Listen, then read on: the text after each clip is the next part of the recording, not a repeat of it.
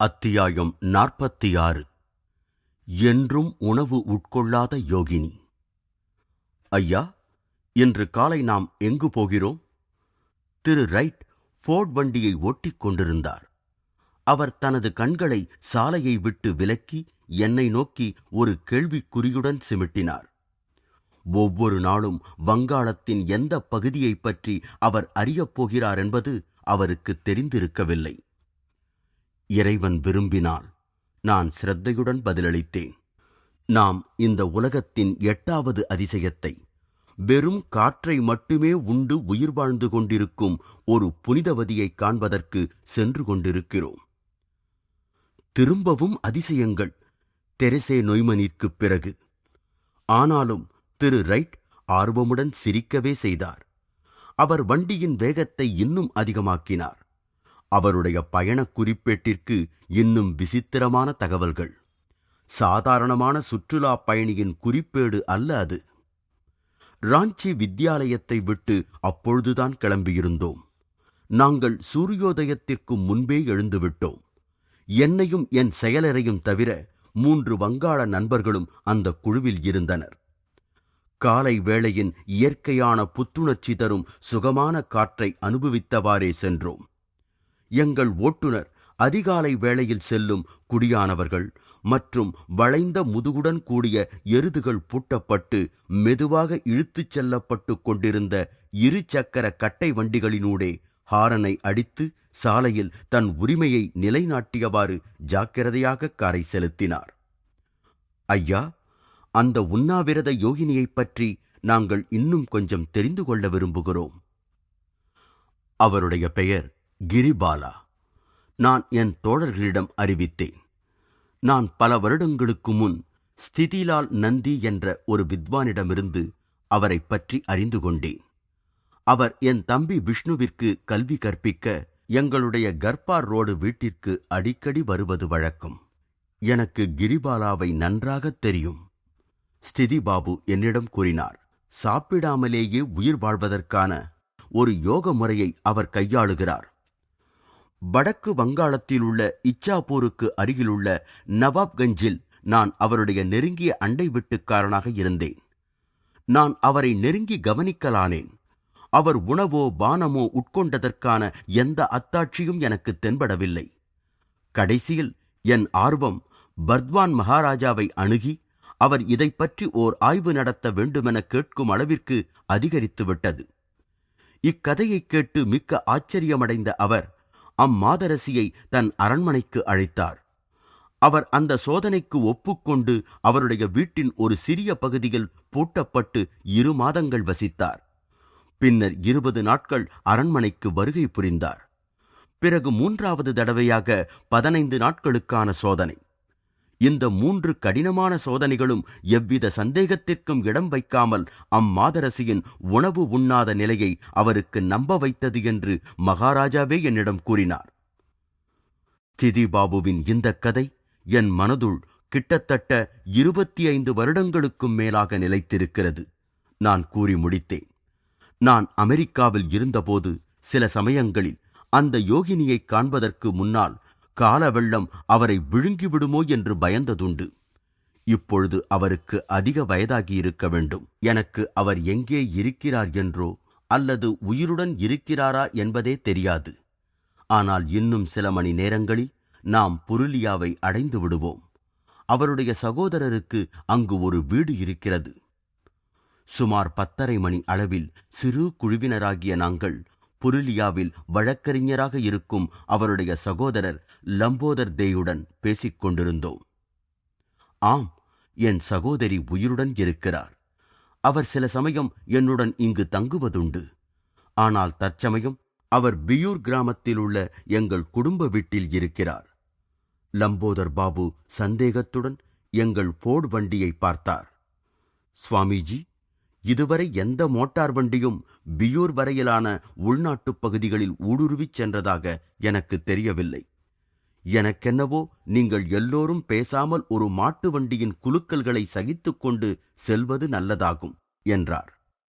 ஒரே குரலில் நாங்கள் டெட்ராய்ட்டின் கௌரவமாக கருதப்படும் காரினிடம் எங்களுக்குள்ள விசுவாசத்தை தெரிவித்துக் கொண்டோம்.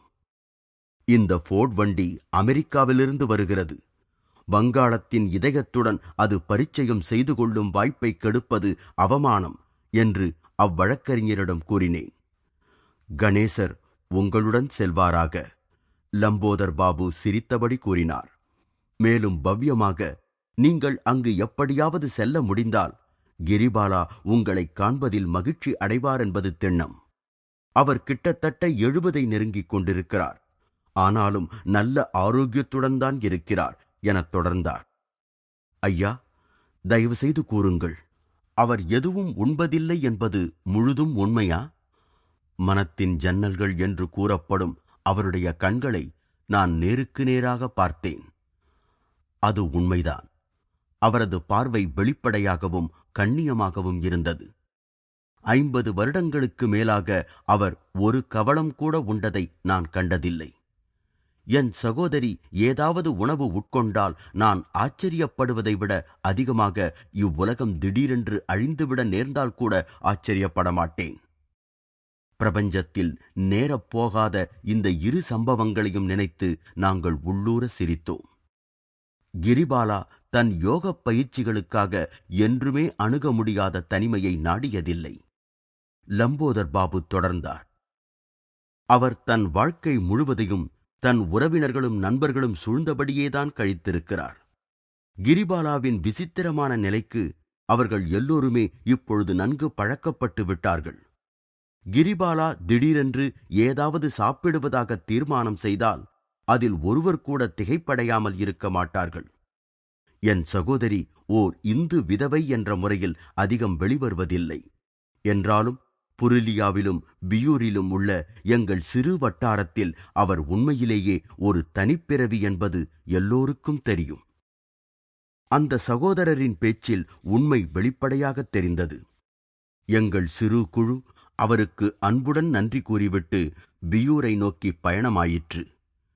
நாங்கள் தெருவிலிருந்த ஒரு கடையில் பூரியும் கரியும் வாங்கி சாப்பிட வண்டியை நிறுத்தினோம். திரு ரைட் எளிய இந்து முறையில் கையால் சாப்பிடும் விதமானது வேடிக்கை பார்க்க வந்த சிறுவர்களின் கூட்டத்தை ஈர்த்தது. நல்ல பசி எங்களை நன்கு சாப்பிட வைத்தது. அன்றைய பிற்பகலில் பெரும்பாடு படப்போகிறோம் என்பது அப்போது எங்களுக்கு தெரியாது. எங்கள் வழி வங்காளத்தின் பர்த்வான் பகுதியினுள் வெயிலில் காய்ந்து கொண்டிருந்த நெல் வயல்கள் வழியாக கிழக்கு நோக்கி சென்றது. சாலையின் இருமருங்கிலும் பசுமை நிறைந்து கிடந்தது. குடை போன்று விரிந்திருந்த பெரிய மரக்கிளைகளிலிருந்து மைனாக்களும் கோட்டு கழுத்துடைய வானம்பாடிகளும் கூவிய பாட்டொலி காற்றில் மிதந்து வந்த வண்ணம் இருந்தது. அவ்வப்போது சென்ற மாட்டு வண்டியினுடைய அச்சின் கிரிச் சப்தமும், இரும்பு பூணிட்ட மரச்சக்கரங்களின் கடகடவென்ற சப்தமும், மோட்டார் வண்டியின் டயர் சக்கரங்கள் நகரங்களின் ஆடம்பரமான தார் ரோட்டின் மேல் ஏற்படுத்திய ஸ்விஷ் சப்தத்திற்கும் நேர்மாறான ஒலி வேறுபாட்டை தெளிவாக காட்டியது. டிக், நிறுத்து! என் திடீர் வேண்டுகோள் ஃபோர்ட் வண்டியை ஒரு குலுக்கலுடன் தடுத்து நிறுத்தியது. பழுத்து குலுங்கும் அந்த மாமரம் கூவி அழைப்பதைப் பார்! நாங்கள் ஐவரும் சிறு குழந்தைகளைப் போன்று மாம்பழங்கள் இறைந்து கிடந்த இடத்தை நோக்கி ஓடினோம். அந்த மரம் இரக்கத்துடன் பழுத்த பழங்களையெல்லாம் உதிர்த்து விட்டிருந்தது. எத்தனையோ மாம்பழங்கள் கண்காணாமல் கிடப்பதற்காகவும் நான் விளக்கத் தொடங்கினேன். தங்கள் இனிமையை கட்டாந்தரையில் வீணாக்குவதற்காகவும் பிறக்கின்றன. சுவாமிஜி, இதைப் போன்று அமெரிக்காவில் இல்லை, அப்படித்தானே? என்னுடைய வங்காள மாணவர்களில் ஒருவனான சைலேஷ் மசூம்தார் சிரித்தபடி வினவினான். இல்லை, மாம்பழங்களும் மன திருப்தியும் நிறைந்தவாறு நான் ஒப்புக்கொண்டேன். மேல் நாட்டில் இந்த பழம் இல்லாதது எனக்கு எவ்வளவு குறை தெரியுமா? மாம்பழங்கள் இல்லாத ஓர் இந்துவின் சொர்க்கத்தை நினைத்து பார்க்கவே முடியாது. நான் ஒரு கல்லை வீசி மேல் கிளையில் இருந்து ஓர் அழகான பழத்தை வீழ்த்தினேன். உஷ்ண பிரதேசத்தின் வெயிலால் கதகதப்பாக இருந்த அமிர்தம் போன்ற பழத்தை சுவைத்தவாறே நான் வினவினேன், டிக், எல்லா புகைப்படக் கருவிகளும் வண்டியில் இருக்கின்றனவா? ஆமையா, சாமான் வைக்கும் இடத்தில் உள்ளன. கிரிபாலா உண்மையான ஒரு மகானாக இருந்தால் நான் அவரை பற்றி மேல்நாட்டில் எழுத விரும்புகிறேன். இது போன்ற எழுச்சியூட்டும் சக்திகள் பெற்ற ஓர் இந்து யோகினியானவர் இம்மாம்பழங்கள் பலவற்றைப் போல் யாரும் அறியாமல் வாழ்ந்து மடியக்கூடாது. நான் அரை மணி நேரத்திற்கும் மேலாகவே சோலைகள் அடர்ந்த அமைதியான அந்த வனாந்தரத்தில் சஞ்சரித்துக் கொண்டிருந்தேன். ஐயா, திரு ரைட் குறிப்பிட்டார், நாம் சூரிய அஸ்தமனத்திற்கு முன்பாகவே கிரிபாலா அம்மையாரை அடைந்தாக வேண்டும். அப்பொழுதுதான் புகைப்படம் எடுப்பதற்கேற்ற போதுமான வெளிச்சம் கிடைக்கும். அவர் சிரித்துக்கொண்டே தொடர்ந்தார், மேல்நாட்டவர்கள் எளிதில் நம்ப மாட்டார்கள். படம் எதுவுமில்லாமல் அவர்கள் அந்த அம்மையாரை பற்றி நம்புவார்கள் என்று நாம் எதிர்பார்க்க முடியாது. இச்சிறு அறிவுரை ஆட்சேபிக்க முடியாத ஒன்று. நான் என் சபலத்திற்கு மறுப்பு கூறிவிட்டு திரும்ப வண்டியில் ஏறினேன். நீ சொல்வது சரிதான் டிக். விரைந்து சென்ற வண்டியில் நான் பெருமூச்சு விட்டபடி கூறினேன். மேல்நாட்டவர்களின் யதார்த்தவாத கொள்கை பீடத்தில் நான் என் மாம்பழ சொர்க்கத்தை தியாகம் செய்கிறேன். புகைப்படங்கள் நமக்கு அவசியம் வேண்டும். பாதை வரவர மோசமாயிற்று. வழிநெடுக மேடு பள்ளங்கள், கெட்டியாக்கப்பட்ட களிமண் பாளங்கள், முதுமையின் பரிதாபமான பலவீனங்கள். எங்கள் குழு அவ்வப்பொழுது கீழே இறங்கியது. திரு ரைட் சுலபமாக வண்டியை செலுத்துவதற்கு நாங்கள் நால்வரும் பின்னாலிருந்து வண்டியை தள்ளினோம். லம்போதர் பாபு சொல்லியது உண்மைதான். சைலேஷ் அங்கீகரித்தான். கார் நம்மை சுமக்கவில்லை, நாம் தான் காரை சுமக்கிறோம். ஏறுவதும் இறங்குவதுமாக சென்று கொண்டிருந்த எங்கள் சோர்வான வண்டி பிரயாணத்தை அடிக்கடி ஏதாவதொரு கிராமத்தின் தோற்றம் மகிழும்படியாக செய்தது. ஒவ்வொன்றும் விந்தையான எளிமை நிரம்பிய காட்சியாகவே இருந்தது. எங்கள் பாதை பனைமரத் தோப்புகளினூடே வனாந்திர நிழல்கள் இடையே அமைந்திருந்த புராதன மாசுபடாத கிராமங்கள் வழியே வளைந்தும் நெளிந்தும் சென்றது. திரு ரைட் தம் பயணக் குறிப்பில் மே 5, 1936 தேதியில் எழுதியுள்ளார். கூரை வைந்த நெருக்கமாக அமைந்த இந்த மண் குடிசை தொகுதிகளில் வாயிற்கதவுகள் ஏதாவதொரு தெய்வத்தின் பெயரால் அலங்கரிக்கப்பட்டு மிக வசீகரமாக தோன்றுகின்றன.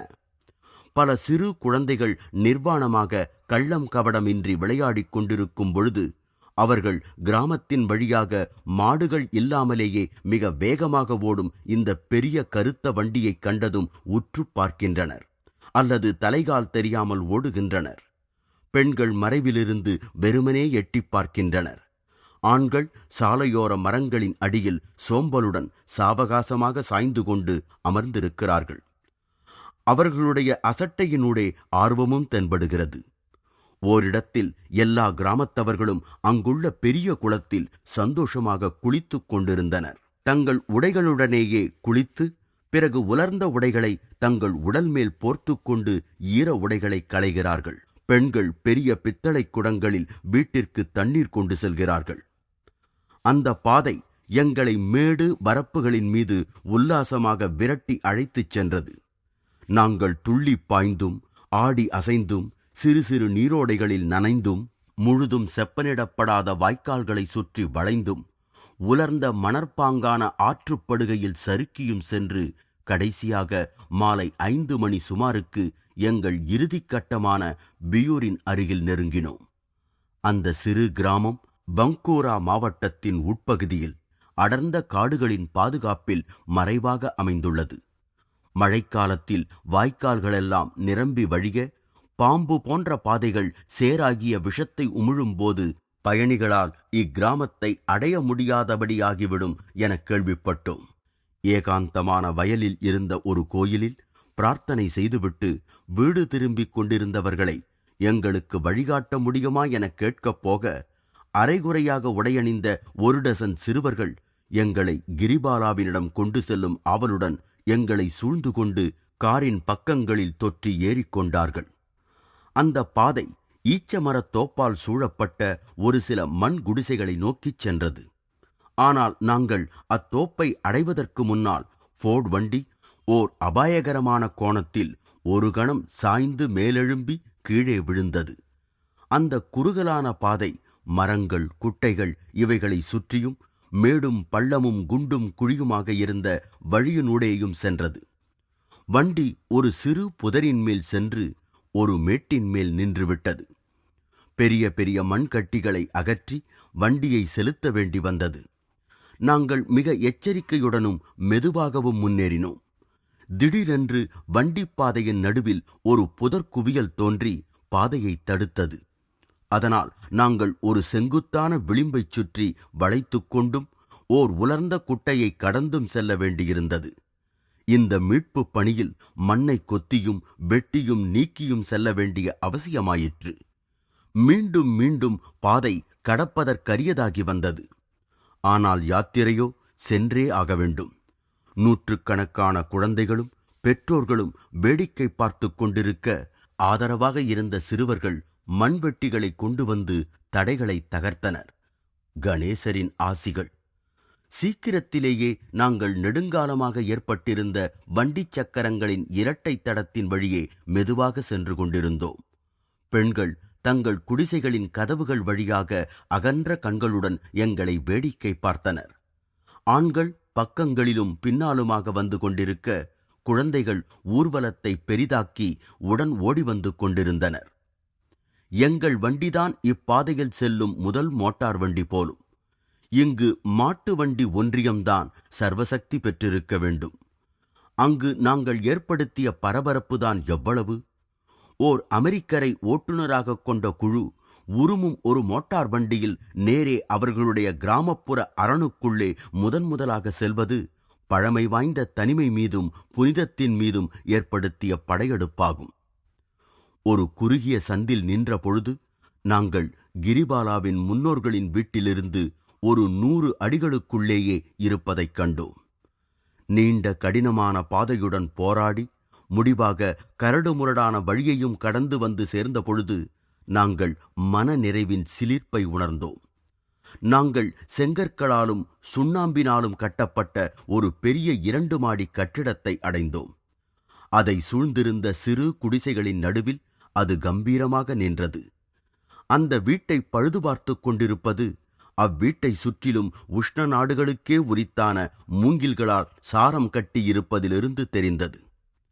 தீவிர எதிர்பார்ப்புகளுடனும் ஆனந்தத்தை அடக்கிக் கொண்டும் நாங்கள் இறைவனின் பசியின்மை என்ற ஸ்பரிசத்தினால் அருளப்பெற்ற ஒருவருடைய வீட்டு வாசலில் திறந்த கதவுகளின் முன்னே நின்றோம். கிராமத்தவர்கள் தொடர்ந்து எங்களை பார்த்து ஆச்சரியத்தினால் வாய்ப்பிழந்த வண்ணம் நின்றனர். சிறியவர்களும் பெரியவர்களும், உடை அணிந்தவர்களும் அணியாதவர்களும் ஒதுங்கியபடியும் அதே சமயத்தில் தெரிந்து கொள்ளும் ஆவலுடனும் இருந்த பெண்களும் மற்றும் ஆண்களும் சிறுவர்களும் சங்கோஜமின்றி எங்களை நெருங்கி வந்து என்றும் நடைபெற்றிராத இக்காட்சியை கண்டவாறிருந்தனர். சீக்கிரமே குள்ளமான ஓர் உருவம் வாசற்படி அருகில் தென்பட்டது. கிரிபாலா. அவர் மங்கிய ஒரு பொன்னிற பட்டுத் துணியை வரிந்து கட்டியிருந்தார். இந்தியர்களுக்கே உரித்தான பாணியில் அவருடைய சுதேசி உடையின் மேல் முக்காட்டின் கீழாக அடக்கத்துடனும் தயக்கத்துடனும் எங்களை உற்று பார்த்தபடி முன்னே வந்தார். அவருடைய தலை முக்காட்டின் மறைவிலிருந்து அவரது கண்கள் அக்கினி பிழம்பைப் போல் ஒளிர்ந்தன. இவ்வுலக ஆசாபாச கரைகளிலிருந்து விடுபட்டு அருளும் ஆத்ம ஞானமும் ததும்பிய ஒரு முகத்தால் நாங்கள் வசீகரிக்கப்பட்டோம். அவர் பணிவுடன் முன்வந்து எங்களை பல படங்கள் எடுக்க மௌனமாக அனுமதித்தார். நாங்கள் புகைப்படம் எடுப்பதற்கு வேண்டிய நிலைகளுக்கான உத்திகளை சரிப்படுத்தியதையும் ஒளி ஏற்பாடுகளையும் பொறுமையுடனும் சங்கோஜத்துடனும் ஏற்றுக்கொண்டார். இறுதியாக நாங்கள் இவ்வுலகத்தில் கிட்டத்தட்ட 50 வருடங்களுக்கும் மேலாக உணவோ பானமோ ஏற்காமல் வாழ்ந்திருக்கும் ஒரே பெண்மணியை வருங்கால சந்ததிகளுக்காக அநேக புகைப்படங்களில் பதிவு செய்தோம். தெரசே நொய்மன் கூட 1923 உபவாசம் இருந்து வருகிறார். அவர் எங்கள் முன் தளர்ந்த உடைகளில் தனது கீழ்நோக்கிய பார்வை கொண்ட முகத்தையும் தன் கைகளையும் தன் சிறு பாதங்களையும் தவிர தன் தேகத்தின் எப்பகுதியும் தெரியாதவாறு முழுவதுமாகவே மறைத்துக் கொண்டு நின்ற பொழுது அவர் தாய்மை உணர்வின் உருவெனத் திகழ்ந்தார். அபூர்வமான அமைதியையும் கள்ளமற்ற சமநிலையையும் கொண்ட ஒரு முகம், ஒரு குழந்தையினது போன்று அகன்று துடிக்கும் உதடுகள், பெண்ணுக்குரிய மூக்கு, பளபளக்கும் குறுகிய கண்கள், ஆர்வம் மிக்க சிரிப்பு. கிரிபாலாவை பற்றிய திரு ரைட்டின் அபிப்பிராயங்களை நானும் பகிர்ந்து கொள்கிறேன். மென்மையாக ஒளிர்ந்த அவருடைய ஆடையைப் போன்று ஆன்மீகம் அவரை சுற்றிச் சூழ்ந்திருந்தது. ஓர் இல்லறத்தவர் சந்நியாசியை வணங்கும் வழக்கப்படி அவர் என் முன்னர் விழுந்து வணங்கினார். அவருடைய எளிய கவர்ச்சியும் அமைதியான புன்சிரிப்பும் தேன் போன்ற பிரசங்கத்தை விட அதிக இனிமையான வரவேற்பை எங்களுக்கு அளித்தன. எங்களுடைய புழுதி நிறைந்த பிரயாணம், அதனால் ஏற்பட்ட சிரமம் எல்லாம் மறந்தே போய்விட்டது. அச்சிறு யோகினி திண்ணையில் சப்பனமிட்டு அமர்ந்தார். அவருடைய வயதின் அடையாளங்கள் தென்பட்டாலும் அவர் நலிந்திருக்கவில்லை. அவருடைய மாநிற மேனி தெளிவாகவும் ஆரோக்கியமாகவும் தென்பட்டது. அம்மையே, நான் வங்காளியில் கூறினேன். கிட்டத்தட்ட 25 வருடங்களுக்கு மேலாக நான் இந்த யாத்திரையைப் பற்றி ஆவலாக நினைத்துக் கொண்டிருந்தேன். நான் தங்கள் புனித வாழ்க்கையைப் பற்றி ஸ்திதிலால் நந்தி பாபு மூலமாக கேள்விப்பட்டேன். அவர் புரிந்து கொண்டதற்கு அடையாளமாக தலையை அசைத்து, ஆமாம், நவாப்கஞ்சில் என்னுடைய அடுத்த வீட்டுக்காரராக இருந்த நல்ல மனிதர் என்று கூறினார். அவ்வருடங்களில் நான் கடல் கடந்து சென்று விட்டேன். ஆனால் எப்பொழுதாவது உங்களை பார்க்க வேண்டுமென்ற என் திட்டத்தை நான் என்றுமே மறந்ததில்லை. நீங்கள் இங்கு யாருக்கும் தெரியாமல் நடத்தி கொண்டிருக்கும் உன்னத நாடகமானது தெய்வீக உள்உணர்வை பற்றி பல காலமாக மறந்துவிட்டிருக்கும் இந்த உலகின் முன்னர் வெளிச்சம் போட்டு காட்டப்பட வேண்டும். அந்த யோகினி ஒரு நிமிடம் தன் கண்களை உயர்த்தி அமைதியான ஆர்வத்துடன் புன்னகைத்தார். பாபாவிற்கு, அதாவது மதிப்பிற்குரிய தந்தைக்கு நன்கு தெரியும். அவர் பணிவுடன் பதிலளித்தார். அவர் தவறாக புரிந்து கொள்ளாததில் நான் மகிழ்ச்சி அடைந்தேன். யோகிகளும் யோகினிகளும் விளம்பரப்படுத்தப்படுவதை எவ்வாறு ஏற்றுக்கொள்வார்கள் என்பதை ஒருவர் ஒருபோதும் அறிய முடியாது. பொதுவாக அவர்கள் விளம்பரத்தை வெறுத்து ஆழ்ந்த ஆத்ம ஆராய்ச்சியை மௌனமாக தொடரவே விரும்புகிறார்கள். சரியான சமயம் வந்ததும் ஞானத்தை தேடுபவர்களின் நலனுக்காக அவர்கள் தங்கள் வாழ்க்கையை வெளிப்படுத்துவதற்கு அந்தராத்மாவின் அனுமதி கிடைக்கிறது. அம்மா, நான் தொடர்ந்தேன். அப்படியெனில் உங்களை அநேக கேள்விகள் கேட்டு தொந்தரவு செய்வதற்கு என்னை மன்னிக்க வேண்டும். உங்களுக்கு விருப்பமான கேள்விகளுக்கு மட்டும் பதிலளியுங்கள். உங்கள் மௌனத்தையும் கூட நான் புரிந்து கொள்வேன். கருணையுடன் கூடிய சைகையாக அவர் தன் கைகளை விரித்தார். எனக்கு பதிலளிக்க மிக்க மகிழ்ச்சியே. ஆனால் என்னை போன்ற ஒரு சாதாரணமானவள் திருப்திகரமான பதில்களை கூற முடியுமா என்றுதான் பார்க்கிறேன் என்றார். ஓ, இல்லவே இல்லை. நீங்கள் சாதாரணமானவர் இல்லை. நான் உண்மையாக மறுத்தேன். நீங்கள் ஓர் உயர்ந்த ஆத்மா. நான் எல்லோருக்கும் பணிவான சேவகி. அவர் விசித்திரமாக தொடர்ந்தார். நான் சமைத்து எல்லோருக்கும் உணவு அளிப்பதை விரும்புகிறேன். உணவே உட்கொள்ளாத யோகினிக்கு ஓர் அதிசயமான பொழுதுபோக்கு என்று நான் நினைத்தேன். எனக்கு உங்கள் வாயால் சொல்லுங்கள் அம்மா, நீங்கள் ஆகாரமே இல்லாமல் வாழ்கிறீர்களா? அது உண்மைதான். அவர் சில வினாடிகளுக்கு மௌனமாக இருந்தார். அவருடைய அடுத்த குறிப்பு அவர் சிரமப்பட்டு மனக்கணக்கு போட்டுக் கொண்டிருந்ததைக் காட்டியது. 12 ஆண்டுகளும் 4 மாதங்களும் ஆன வயதிலிருந்து என் தற்கால வயதான 68 வரைக்கும் கிட்டத்தட்ட 56 வருடங்களுக்கு மேற்பட்ட காலம் நான் ஆகாரம் உண்டதோ அல்லது பானம் அருந்தியதோ இல்லை. சாப்பிட வேண்டுமென்று எப்பொழுதுமே சபலம் தோன்றியதில்லையா? சாப்பிட வேண்டுமென்ற விருப்பம் தோன்றினால் சாப்பிட்டுத்தான் ஆக வேண்டும். அவர் இந்த வெளிப்படையான உண்மையை எளிய முறையில் ஆனால் கௌரவமாக கூறினார். ஒவ்வொரு நாளும் 3 வேளை உணவை சுற்றியே வட்டமிடும் இவ்வுலகிற்கு நன்கு தெரிந்த உண்மை. ஆனாலும் நீங்கள் எதையோ சாப்பிடத்தான் செய்கிறீர்கள். என் குரலில் ஒரு மறுப்பு தொனி ஒலித்தது.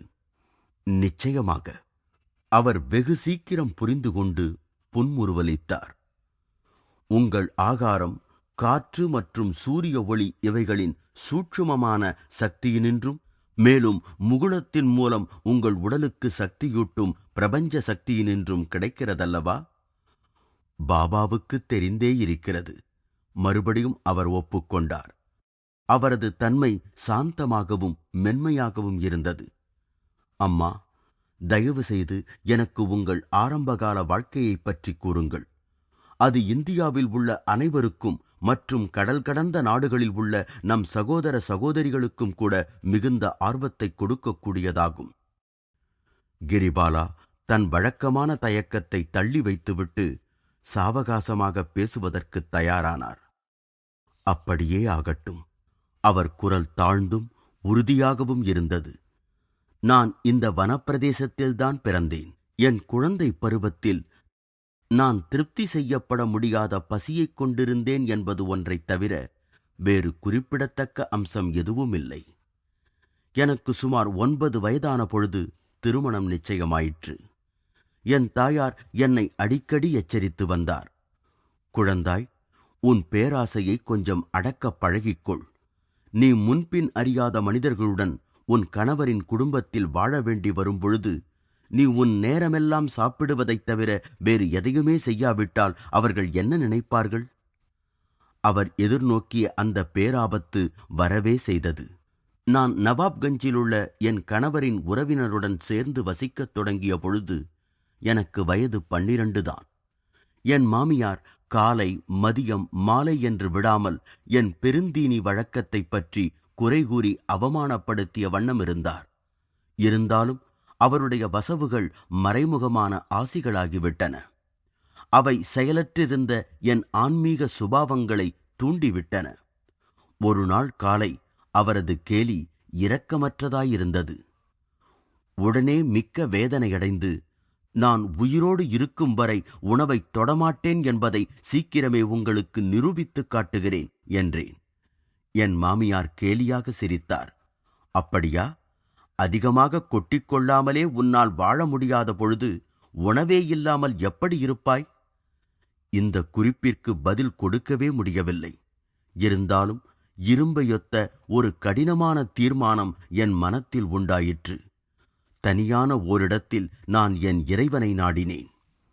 இறைவனே, உணவினால் அல்லாமல் உன் ஒளியினால் உயிர் வாழும் வழியை எனக்கு உபதேசிக்கக்கூடிய ஒரு குருவை அனுப்பு என்று இடைவிடாமல் பிரார்த்தனை செய்தேன். ஒரு பேரானந்தம் என்னை சூழ்ந்தது. ஓர் அருள் சக்தியால் கட்டுண்டு கங்கை கரையிலுள்ள நவாப்கஞ்ச் படித்துறையை நோக்கி சென்றேன். வழியில் நான் என் கணவர் குடும்பத்தின் புரோகிதரை சந்தித்தேன். புரோகிதர் அவர்களே, நான் நம்பிக்கையுடன் கூறினேன், தயவு செய்து சாப்பிடாமல் எப்படி உயிர் வாழ்வதென்று கூறுங்களேன். அவர் எந்த பதிலும் கூறாமல் என்னை உற்று நோக்கினார்.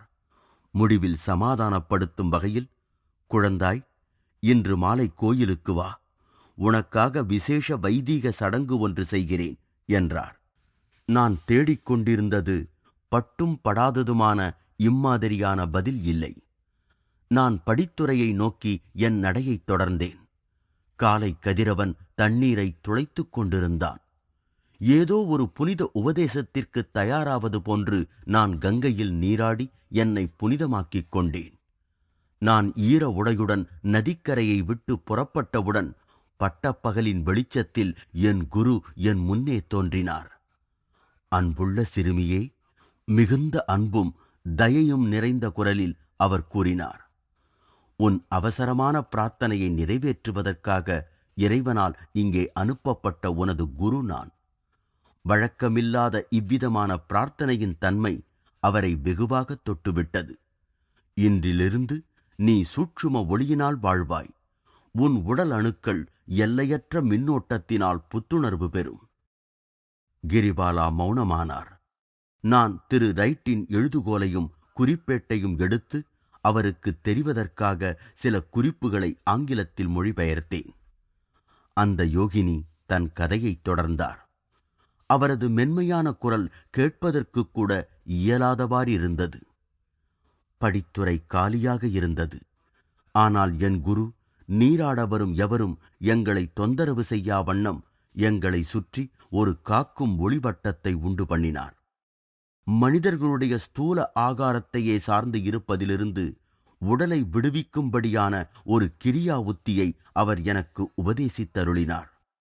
அந்த உத்தியில் ஒரு மந்திர பிரயோகமும் சாதாரண மனிதர் செய்ய முடியாத ஒரு கடினமான சுவாசப் பயிற்சியும் அடங்கியுள்ளது. மருந்தோ மாயமோ இல்லை, கிரியாவைத் தவிர எதுவும் இல்லை.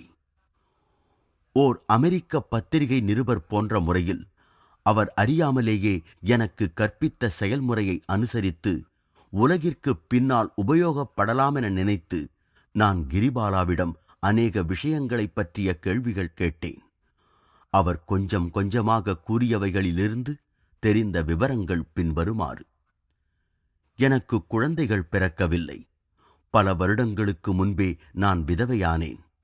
என் நித்திரை மிக சொற்பமானது. ஏனெனில் எனக்கு தூங்குவதும் விழித்திருப்பதும் ஒன்றுதான். பகல் வேளைகளில் வீட்டு வேலைகளை கவனித்துவிட்டு இரவில் தியானம் செய்கிறேன். பருவந்தோறும் ஏற்படும் காலநிலையின் மாறுதல்களை நான் மிக கொஞ்சமாகவே உணர்கிறேன். என்றும் நான் நோய்வாய்ப்பட்டதில்லை. எந்த வியாதியையும் அனுபவித்ததும் இல்லை.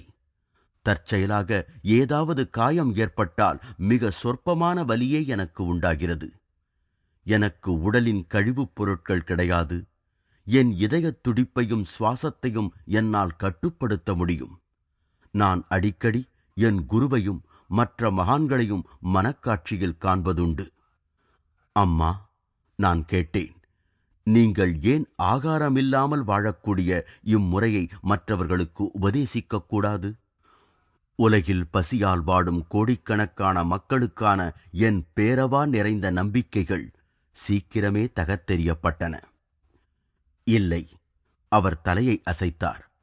நான் என் குருவால் இந்த ரகசியத்தை வெளியிடக்கூடாது என்று மிக கண்டிப்பாக உத்தரவிடப்பட்டிருக்கிறேன். இறைவனுடைய படைப்பின் நாடகத்தில் தலையிடுவதில் அவருக்கு விருப்பமில்லை. நான் அநேக மக்களுக்கு சாப்பிடாமல் இருக்க கற்றுக் கொடுத்து விட்டால் விவசாயிகள் எனக்கு நன்றி சொல்ல மாட்டார்கள். மணமும் சுவையும் மிகுந்த பழங்கள் புசிப்பார் யாருமின்றி உபயோகமற்று தரையில் கிடக்கும். துன்பம், பசி, வியாதி இவையெல்லாம் நம் கர்ம வினையின் சாட்டைகளாகும். இவைதான் நம்மை கடைசியில் வாழ்வின் உண்மையான பொருளை தேடத் தூண்டுகின்றன. அம்மா, நான் மெதுவாக கேட்டேன், உணவு உண்ணாமல் வாழ்வதற்கு உங்களை மட்டும் தனியாக தேர்ந்தெடுத்ததன் பயன் என்னவோ? மனிதன் ஆத்மா என்பதை நிரூபிக்கத்தான். அவரது முகம் ஞானத்தால் ஒளிர்ந்தது. தெய்வீகத்தில் முன்னேறும் பொழுது அவன் உணவினால் அல்லாமல் நிரந்தர ஒளியினால் வாழ படிப்படியாக கற்றுக்கொள்ள முடியும் என்பதை நிரூபித்து காட்டுவதற்காகத்தான். அந்த யோகினி தீவிரமானதொரு தியான நிலையில் ஆழ்ந்தார். அவரது பார்வை உள்நோக்கி திருப்பப்பட்டது. அவரது கண்களின் மென்மையான ஆழங்கள் உணர்ச்சி அற்றவைகளாயின. சுவாசமற்ற ஆனந்தமான நிலையை அடைவதற்கு முன்னோடியாக அவர் ஒருவித பெருமூச்செறிந்தார். கொஞ்ச நேரம் அவர் கேள்வியற்றதொரு வெளியாகிய உள் ஆனந்தத்தின் சொர்க்கத்திற்கு பறந்து விட்டிருந்தார். உஷ்ணப்பிரதேச இருள் படர்ந்தது.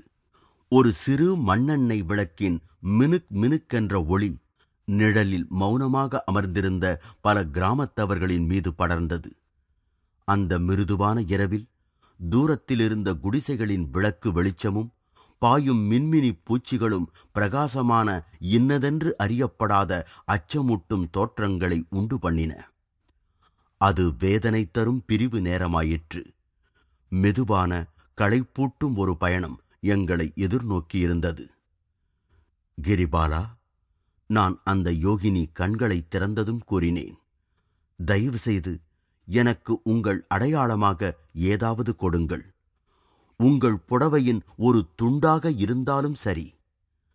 அவர் காசிப்பட்டின் ஒரு சிறிய துண்டுடன் சீக்கிரமே திரும்பினார். அதை கையில் வைத்து நீட்டியபடி திடீரென்று தரையில் விழுந்து வணங்கினார். அம்மா, நான் பக்தி கலந்த மரியாதையுடன் கூறினேன், அதைவிட என்னை உங்களது புனித பாதங்களில் விழுந்து வணங்க அனுமதியுங்கள்.